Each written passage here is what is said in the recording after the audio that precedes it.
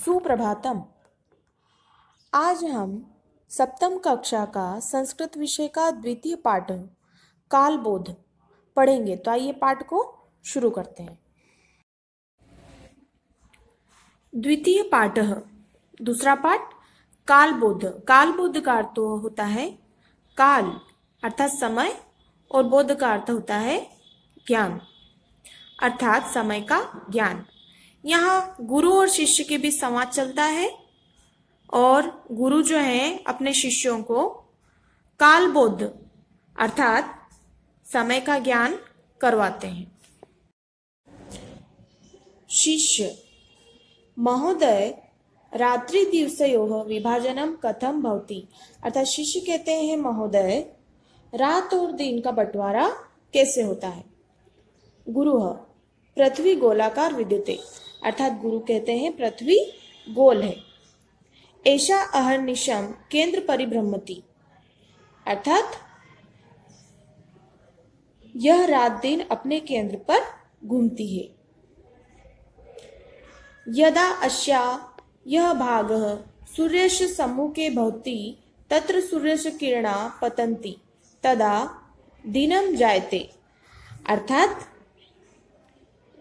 इसका जो भाग सूर्य के सामने होता है, जहां सूर्य की किरणें गिरती है, वहां दिन होता है। और इसके विपरीत अस्मिन् भागे किरणा न पतन्ति तत्र अंधकार भवति रात्रिश्च जायते।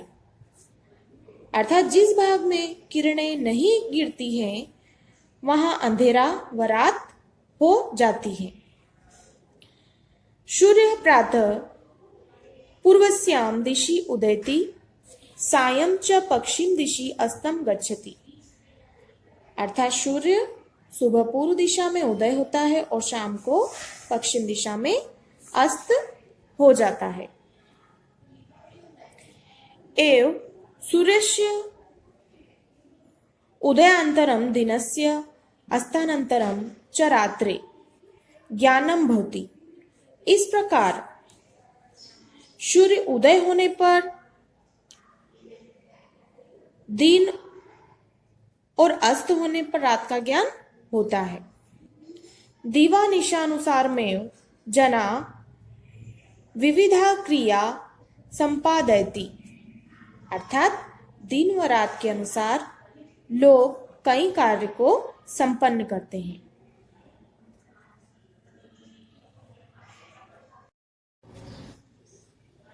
शिष्यः सप्ताहे कति दिनानि भवन्ति।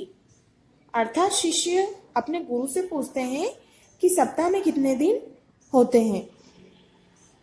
गुरुः सप्ताहे सप्त दिनानि भवन्ति। अर्थात सप्ताह में 7 दिन होते हैं। तेषा नामानि तु। अर्थात उनके नाम हैं सोमवासरः, मंगलवासरः, बुधवासरः, गुरुवारवासरः, शुक्रवासरः, शनिवासरः चेति।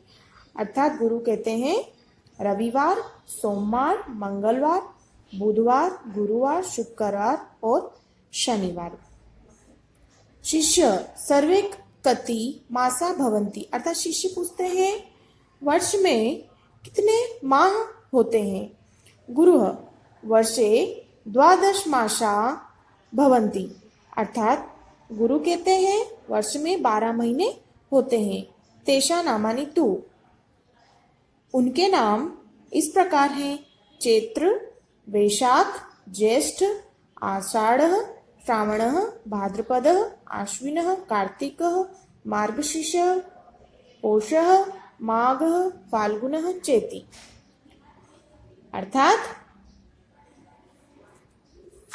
चैत्र, वैशाख, ज्येष्ठ, आषाढ़, श्रावण, भाद्रपद, आश्विन, कार्तिक, मार्गशीर्ष, पौष, माघ, फाल्गुन इत्यादि। शिष्य तिथयः कति भवन्ति। अर्थात शिष्य बोलते हैं तिथियां कितनी होती हैं। गुरुः प्रतिपक्ष तिथियः 15 भवन्ति।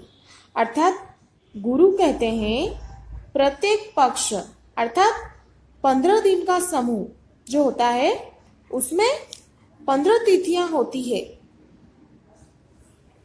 जैसे प्रतिपदा, द्वितीया, तृतीया, चतुर्थी, पंचमी, षष्ठी, सप्तमी, अष्टमी, नवमी, दशमी, एकादशी, द्वादशी, त्रयोदशी, चतुर्दशी, पूर्णिमा, अमावस्या, वा। अर्थात गुरु कहते हैं 15 तिथियां होती है। जैसे प्रतिपदा पड़वा, द्वितीया, तृतीया, चतुर्थी, पंचमी, षष्ठी, सप्तमी, अष्टमी, नवमी, दशमी, एकादशी, द्वादशी, त्रयोदशी, चतुर्दशी एवं पूर्णिमा या अमावस्या। मासे द्वौ पक्षो भवन्तः शुक्ल पक्षः कृष्ण पक्षः चेति। अर्थात माह में 2 पक्ष होते हैं। एक पक्ष होता है शुक्ल पक्ष और दूसरा होता है कृष्ण पक्ष। शुक्ल पक्षे पूर्णिमा, कृष्ण पक्षे च अमावस्या भवति। शुक्ल पक्ष में पूर्णिमा होती है और कृष्ण पक्ष में अमावस्या होती है। शुक्ल पक्षे चंद्रः क्रमशः वर्धते। अर्थात शुक्ल पक्ष में चंद्रमा धीरे धीरे बढ़ता है।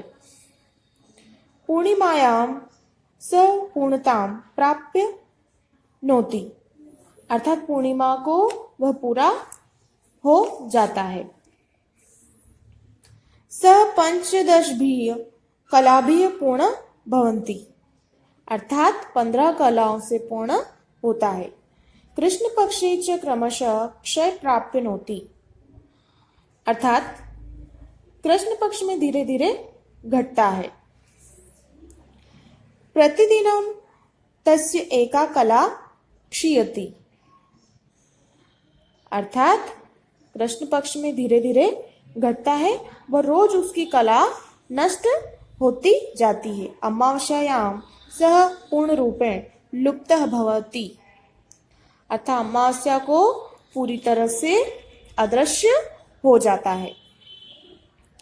शिष्य वर्षे कति ऋतवः भवन्ति। अर्थात शिष्य कहते हैं